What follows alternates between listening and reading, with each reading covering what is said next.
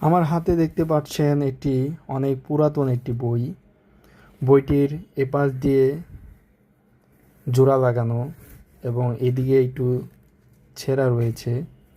অনেক পুরাতন একটি বই, কিন্তু জানেন এই বইটি মানুষের হৃদয়ে যুগের পর যুগ আলো জ্বালিয়ে দিয়েছে।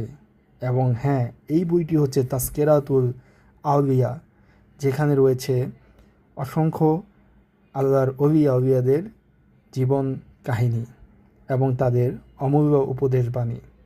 রেডিও বাংলা চ্যানেলের আমরা এই বইটি নিয়ে আলোচনা করব এবং এই বইটিতে থাকা আল্লাহর আউলিয়াদের জীবন কাহিনী বর্ণনা করব এবং তাদের অমূল্য উপদেশ বাণীগুলো আমরা ধারাবাহিকভাবে আলোচনা করব ইনশাআল্লাহ। আশা করি রেডিও বাংলা চ্যানেলের সাথে থাকবেন এবং সাবস্ক্রাইব করে আমাদের সহযোগিতা করবেন ইনশাআল্লাহ।